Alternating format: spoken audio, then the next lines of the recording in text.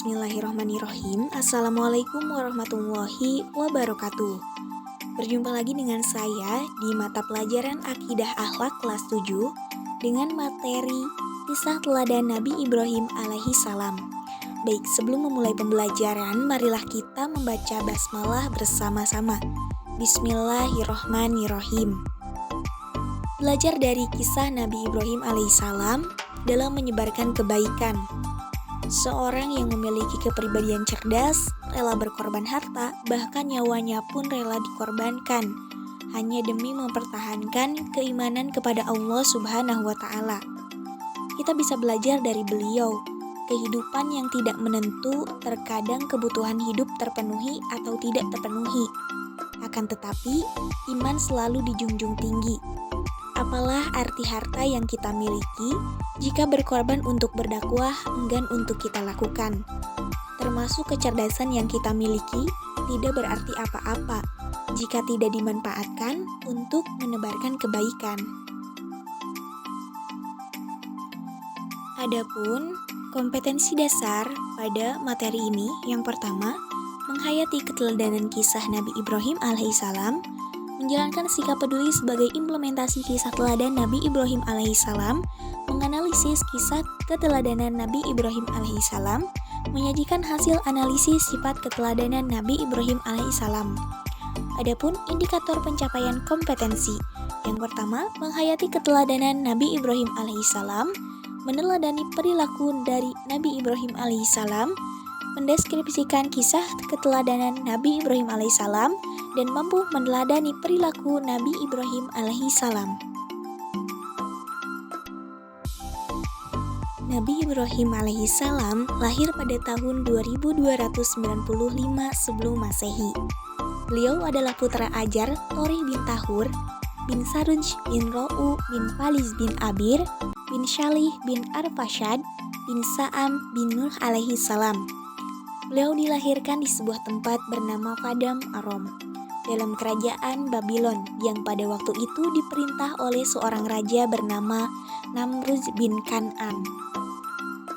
Kerajaan Babylon pada masa itu termasuk kerajaan yang makmur, rakyat hidup senang, sejahtera dalam keadaan serba cukup, sandang maupun pangan, serta sarana prasarana yang menjadi keperluan pertumbuhan jasmani mereka.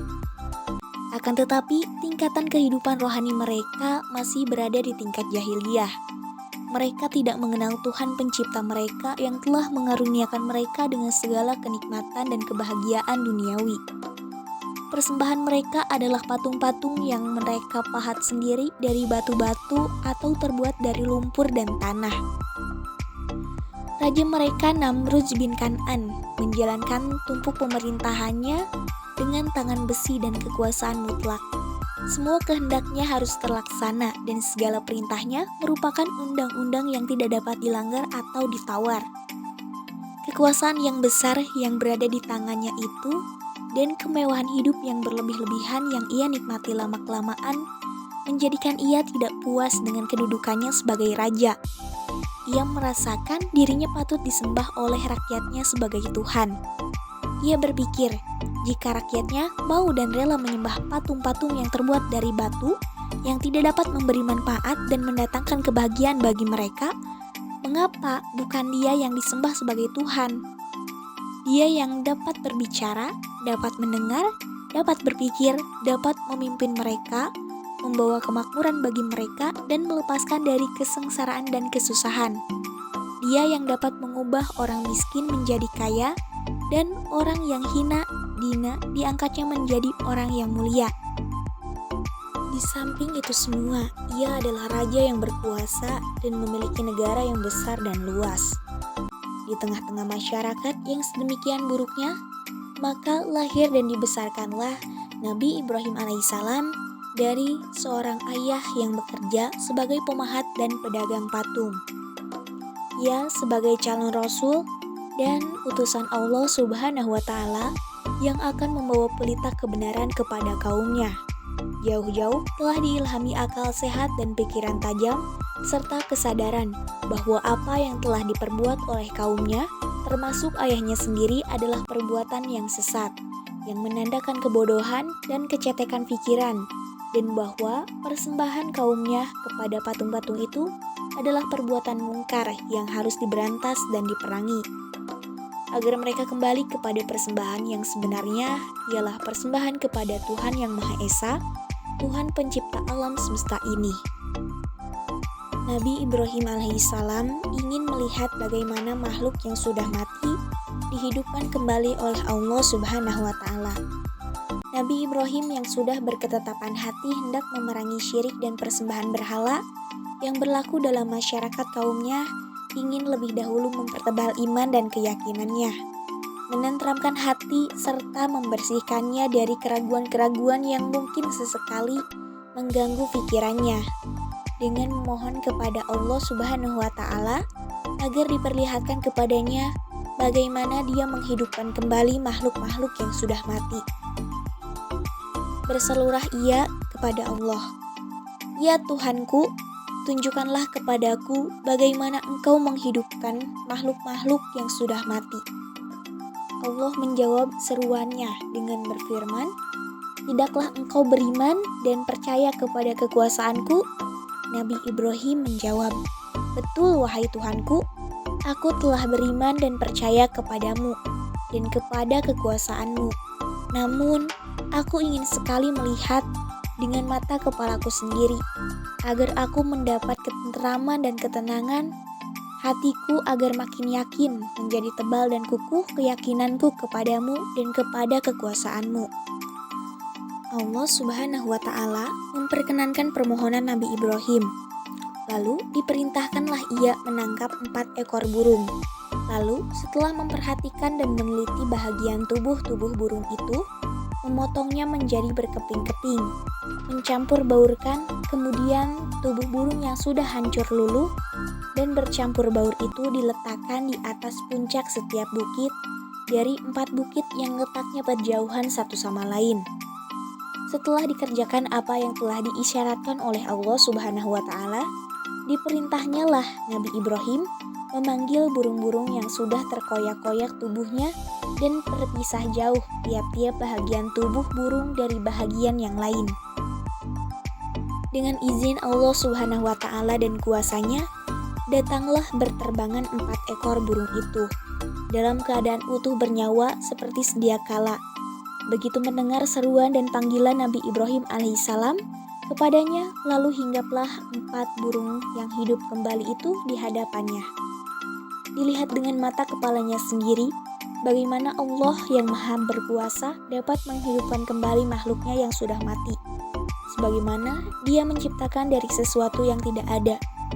Dengan demikian, tercapailah apa yang diinginkan oleh Nabi Ibrahim alaihissalam, untuk menenteramkan hati dan menghilangkan keraguan di dalam iman dan keyakinannya, bahwa kekuasaan dan kehendak Allah tidak ada sesuatu pun di langit atau di bumi yang dapat menghalangi atau menentangnya, dan hanya kata kun yang difirmankan olehnya.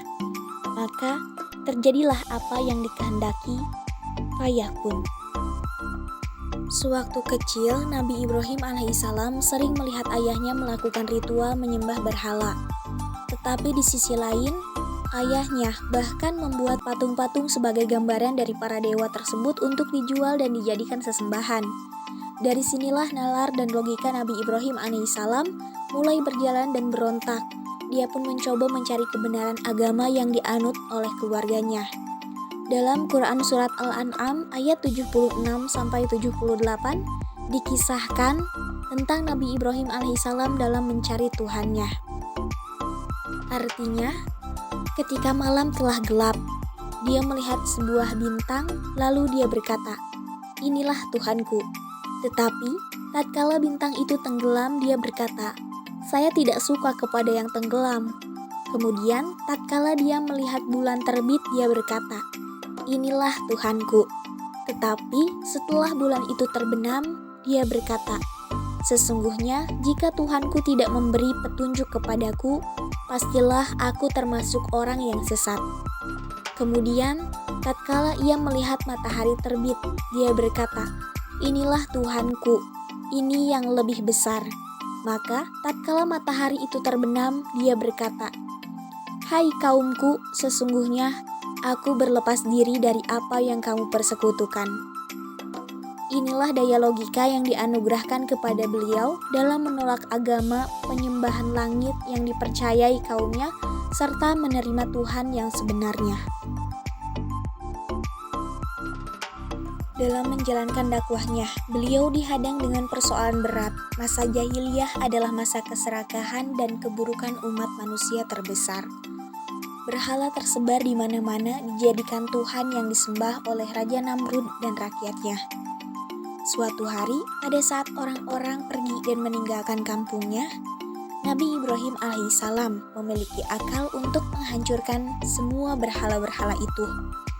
Beliau menghancurkan berhala-berhala itu dengan sebuah kapak. Lalu, beliau menyisakan satu berhala yang paling besar dan sengaja menaruh kapak sebagai kalung berhala tersebut. Setelah Raja Namrud dan pengikutnya kembali ke negerinya, Raja Namrud sangat marah mengetahui kejadian tersebut. Raja langsung menuduh Nabi Ibrahim sebagai pelakunya, karena Raja tahu bahwa beliau tidak suka terhadap berhala-berhala itu. Raja meminta agar Nabi Ibrahim dibawa ke hadapannya untuk dihukum. Nabi Ibrahim alaihissalam tidak mengaku bahwa ialah yang menghancurkan berhala-berhala itu. Dengan kecerdasannya, beliau berkata bahwa berhala besar yang berkalung kapak yang menghancurkan berhala-berhala lainnya. Raja Namrud tertawa dan mengatakan bahwa tidak mungkin berhala batu bisa melakukan hal seperti itu. Dari situlah Nabi mengatakan bahwa berhala yang tidak bisa melakukan apa-apa, kenapa harus disembah? Mendengar perkataan Nabi Ibrahim, para pengikut Raja Namrud tersadar bahwa berhala yang mereka sembah selama ini bukanlah Tuhan. Raja Namrud semakin marah terhadap beliau. Raja memerintahkan pasukannya untuk membakar beliau hidup-hidup. Nabi diikat di tengah tumpukan kayu. Lalu, Raja memerintahkannya untuk menghidupkan api dan membakar Nabi Ibrahim. Atas kuasa dan izin Allah, Nabi Ibrahim alaihissalam diselamatkan dari kobaran api yang panas tersebut. Melalui surat Al-Anbiya ayat 69 Allah berfirman, "Hai api, menjadi dinginlah dan menjadi keselamatan bagi Ibrahim."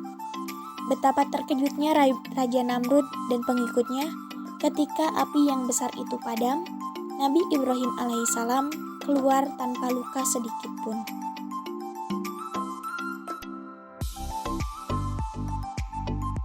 Nabi Ibrahim alaihissalam mempunyai dua istri yang bernama Sarah dan Siti Hajar, serta memiliki dua anak yang bernama Ismail dan Ishak.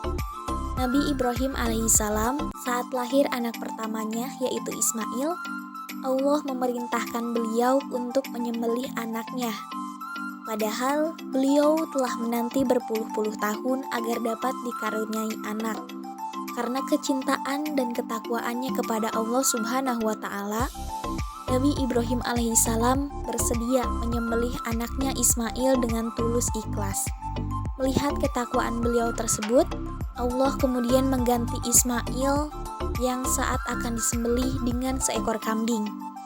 Kemudian untuk menghormati peristiwa tersebut, umat Islam di setiap tanggal 10 Zulhijjah melakukan penyembelihan hewan kurban. Nah, itulah kisah singkat dari keteladanan Nabi Ibrahim alaihissalam.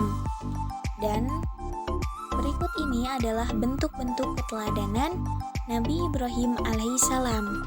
Yang pertama, keteladanan dalam mencari dan meyakini Allah Subhanahu wa Ta'ala sebagai Tuhan yang patut disembah dan menjadi tujuan ibadah. Yang kedua, keteladanan mentaati perintah Allah Subhanahu wa Ta'ala dalam menjalankan dakwah di tempat lainnya dengan meninggalkan Siti Hajar dan Ismail di Mekah yang serba kekurangan atau keterbatasan. Yang ketiga, keteladanan dan keberaniannya ketika ingin mereformasi, merubah masyarakat dan penguasanya dari penyembah berhala atau menyembah benda-benda kepada mengesahkan Allah Subhanahu wa Ta'ala. Semoga apa yang telah disampaikan dari kisah keteladanan Nabi Ibrahim alaihissalam kita dapat mengambil hikmahnya. Sampai ketemu lagi di pertemuan selanjutnya. Wassalamualaikum warahmatullahi wabarakatuh.